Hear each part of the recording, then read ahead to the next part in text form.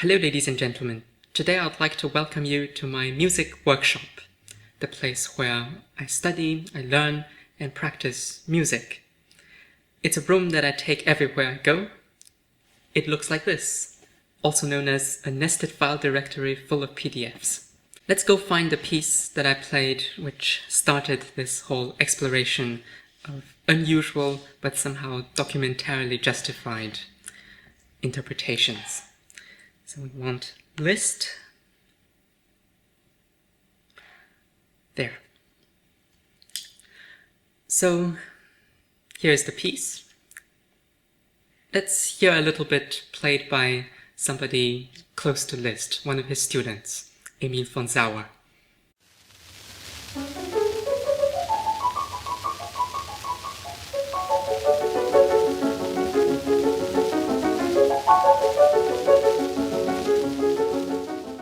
I would say this is roughly how I learned to play the piece as well. Light, spiky, sparkly.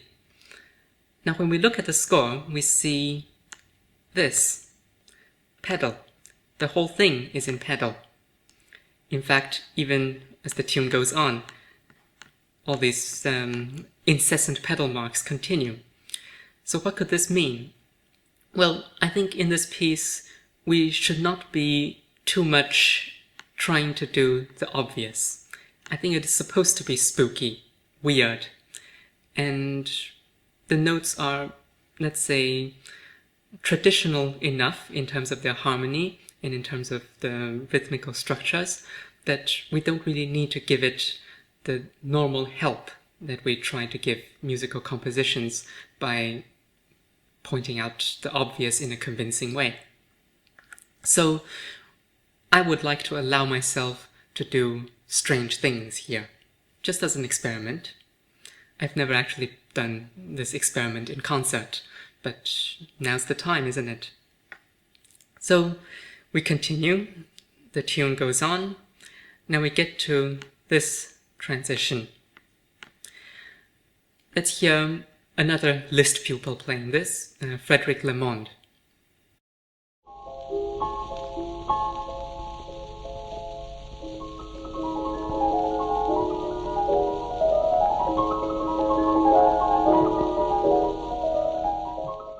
It's very beautiful, but here it seems also that the tradition, even already in the first generation after Liszt, has become rather different from what is here in the score. Well, so it looks like, first of all, there's no fading out and there's no slowing down in here. And when we get to this new tune, it should be a little more animated.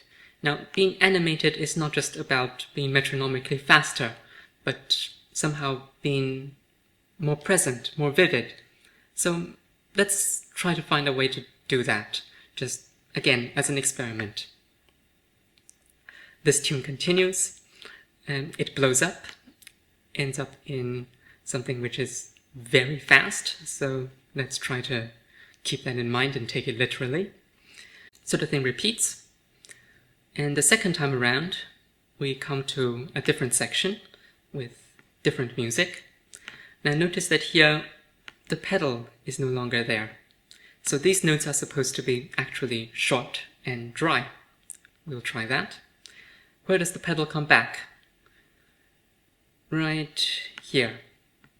So it says ad libitum. Let's try to put a little bit of pedal around here to make a kind of spooky, scary sound in the background behind a veil.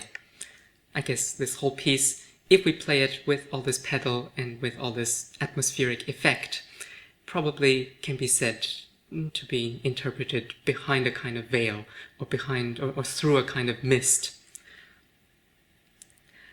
In the next phrase we have a very typical pedal marking of Liszt, which very often is ignored, especially nowadays, because it's just not how we use the pedal in piano playing.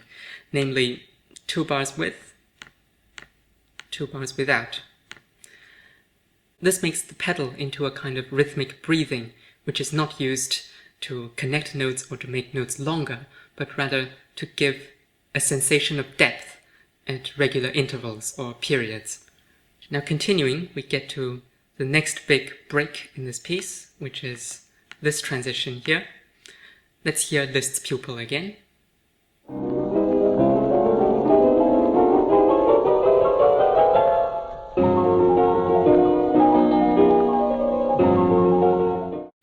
The re-entry of the theme makes indeed a satisfying thump. Why is this so satisfying? Well, it's about the preparation, of course.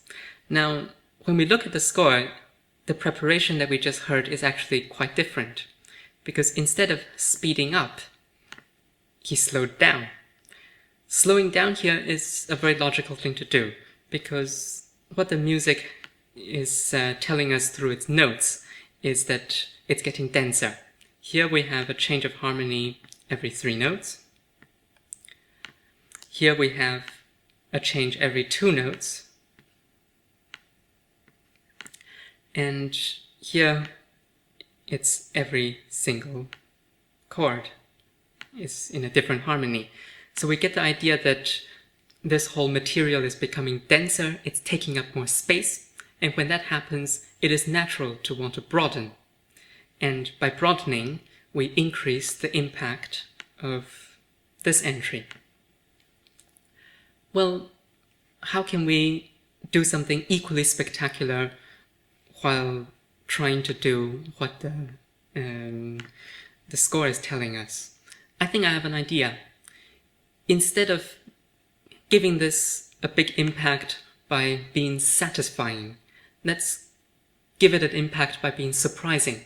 We'll bring it in surprisingly early, too early to our feeling, so that it unsettles us and it shocks us.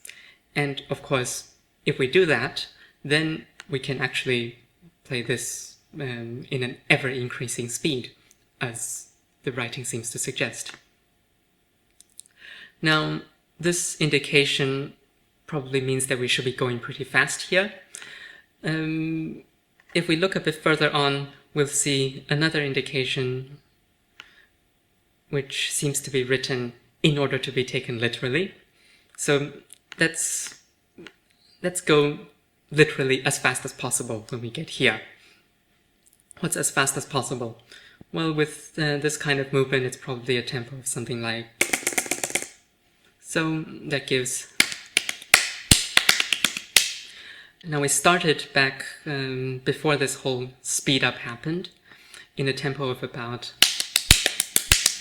So for this part in the middle, let's cut the difference and we'll have about... So let's try to keep those tempos in mind when we play. Let's go to the ending of this piece. And you see this marking here?